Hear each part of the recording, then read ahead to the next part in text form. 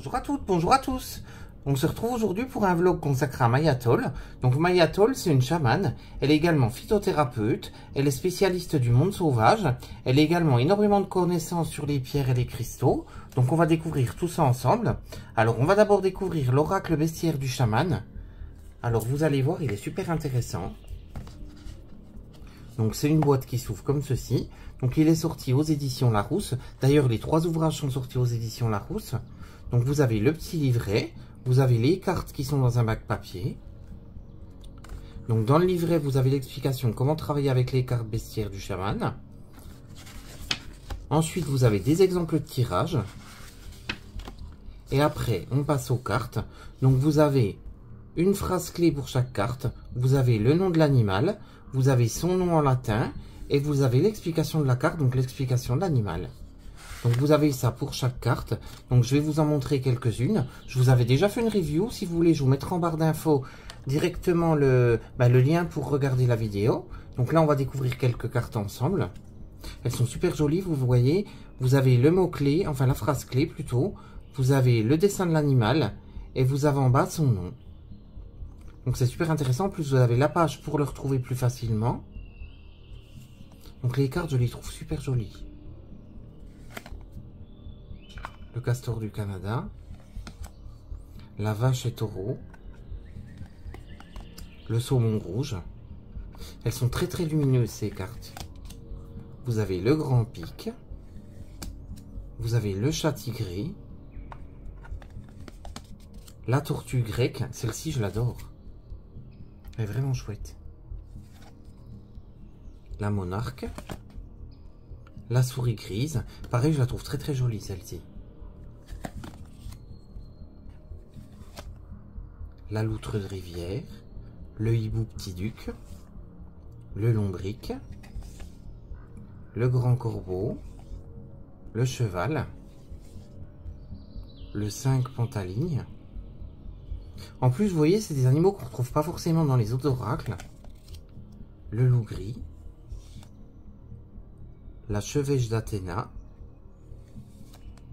l'éléphant d'Asie, le cerf de Virginie. En plus, il y a plein de détails à chaque fois sur chaque carte. Il est vraiment intéressant.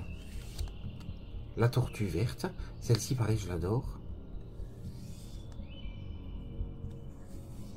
L'orque.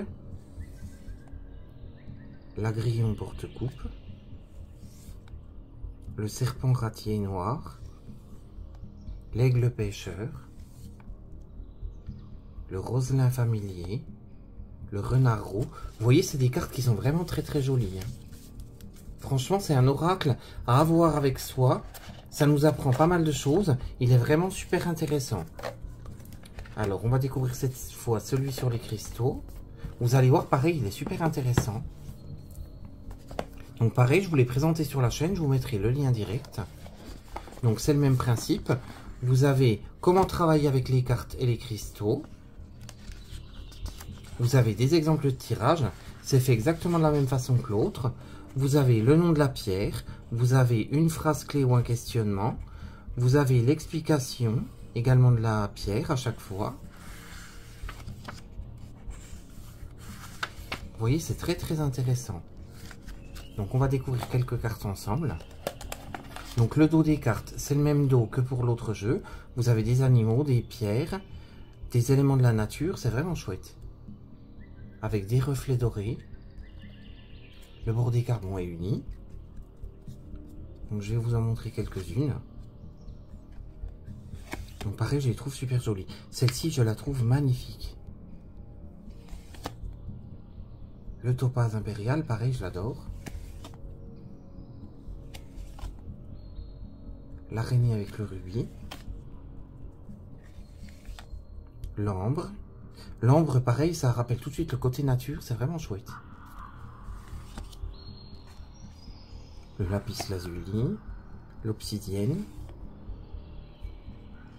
la sélénite. Donc à chaque fois, il y a 36 cartes, que ça soit dans le bestiaire du chaman, dans l'oracle des cristaux du chaman, et également dans le livre que je vais vous présenter, c'est pareil, il y a 36 cartes. Donc l'émeraude, pareil, avec le chat. Super joli. Pareil, il y a des détails à chaque fois. Le quartz fumé, l'hématite, la lépidolite, la turquoise, le quartz paysage,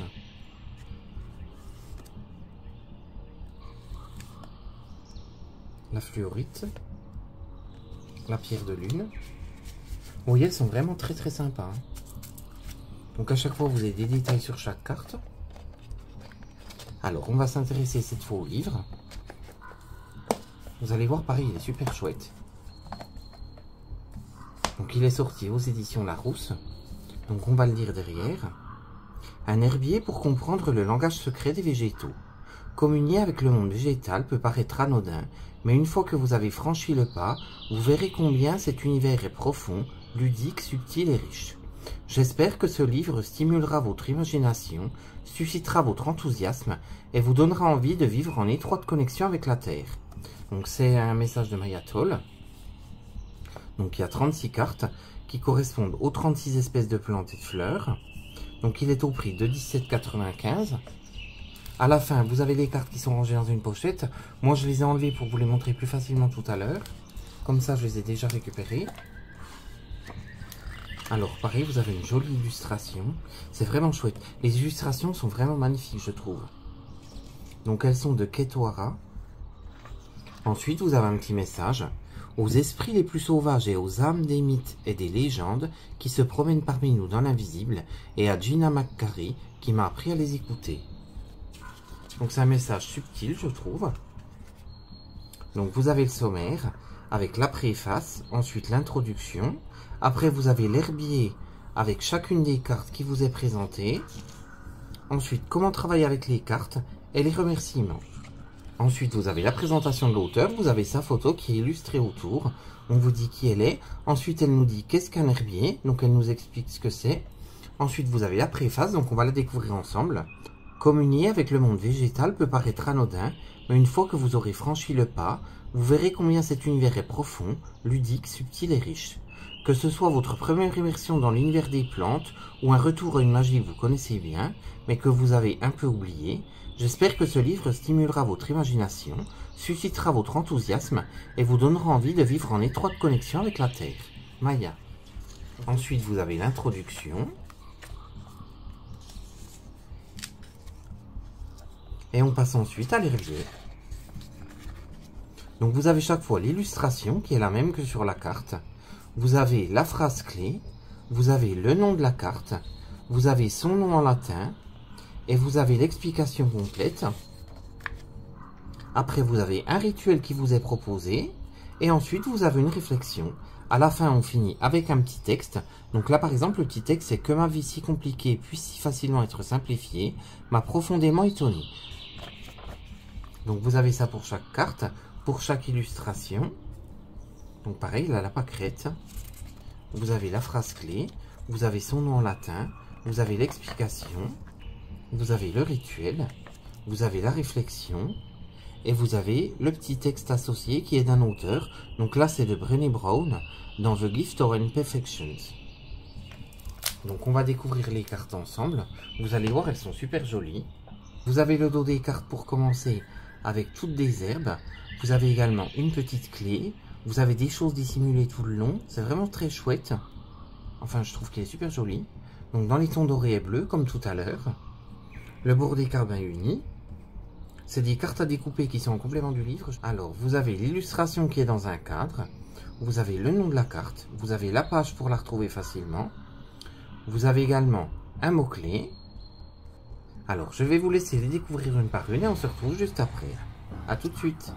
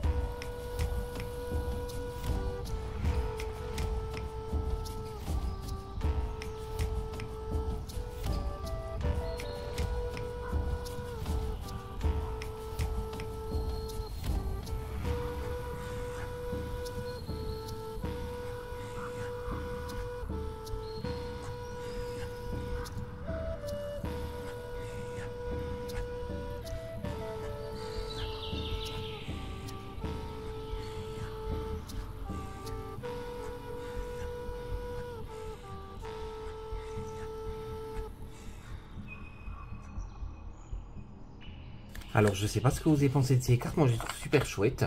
Elles sont associées donc au livre. C'est pas que des cartes, en fait. On apprend pas mal de choses sur chaque herbe, sur chaque plante. Donc, je vais en tirer une. Comme ça, on découvrira un des messages qui se trouvent sur la carte.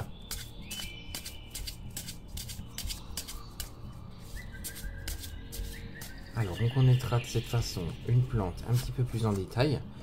Donc, ça sera la violette odorante avec sanctuaire intérieur. Donc on va découvrir ça tout de suite. Donc en plus vous avez le numéro de la page, comme ça on la retrouve facilement.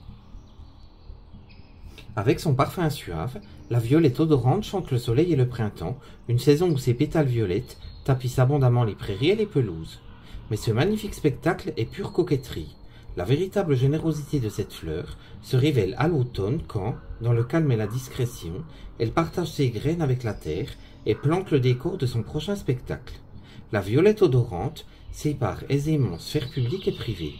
Elle sait que les deux ont leur place et leur saison. Elle est la mondaine qui aide discrètement à distribuer la soupe populaire tous les mercredis en sachant que les choses les plus importantes de la vie ne s'accomplissent pas toujours au grand jour. Après on passe au rituel. Honorez votre sanctuaire intérieur. Dans les maisons anglaises de l'époque victorienne, on distinguait les pièces publiques des pièces strictement privées et réservées à la famille. De nos jours, la distinction entre public et privé n'est plus de mise, ce qui nous emmène parfois à trop partager et à trop nous surexposer. La violette murmure. Chacun d'entre nous possède un lieu sacré au fond de lui qui a besoin d'être nourri et protégé. Ce sanctuaire sacré est comme une nurserie pour notre moi le plus profond et le plus authentique. C'est là que naissent et se renforcent de nouvelles vérités avant qu'on ne les autorise à être envoyées à l'extérieur. Honorez les vérités nées à l'intérieur de vous-même.